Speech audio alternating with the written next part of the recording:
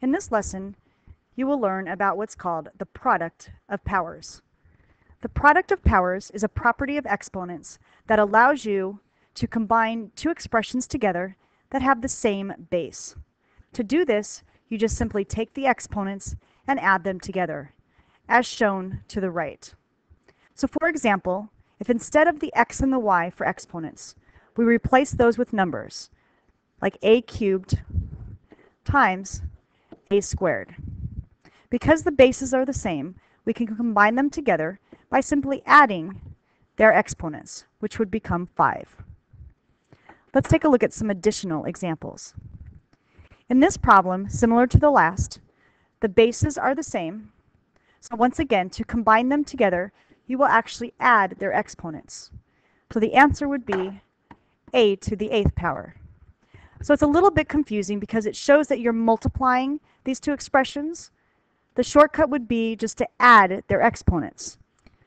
So the question is, what then are we actually multiplying? Well, in this particular example, nothing, but we will in some future examples.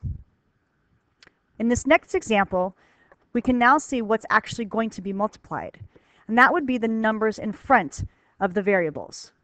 So those numbers are called coefficients, and those we are going to actually multiply, giving us -6. The variables, which are the same, we would combine those by adding their exponents. Now notice this x does not appear to have an exponent.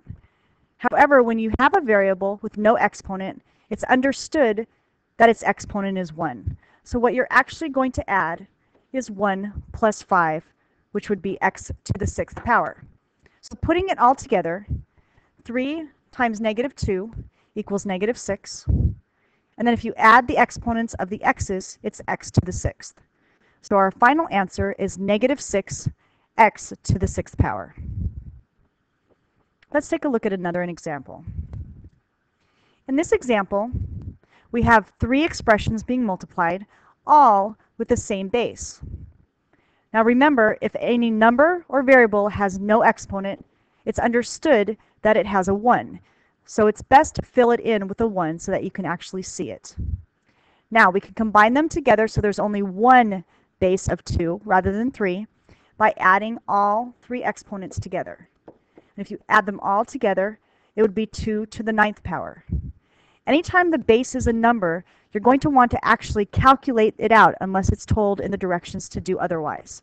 So you would actually want to calculate out 2 to the 9th power.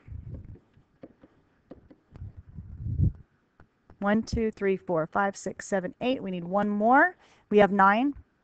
If you were to actually calculate that out, you would get 512. Okay. This last example, again, you're first going to multiply the coefficients of the variables, which would be the number in the front of the expression. So -12 times -6, you would want to calculate first, and that would equal +72. Now, you're going to look for variables that are the same. You have 2 m's, so to combine those together, you will add their exponents. So that would be m to the 5th power. You also have 2 n's, so you're going to want to combine those together. Remember, the n without the exponent, it's understood that it has a 1, so you're going to actually add the 1 plus 9, giving you n to the 10th power. So your final answer would be 72, m to the 5th, n to the 10th. And that's the end of this lesson.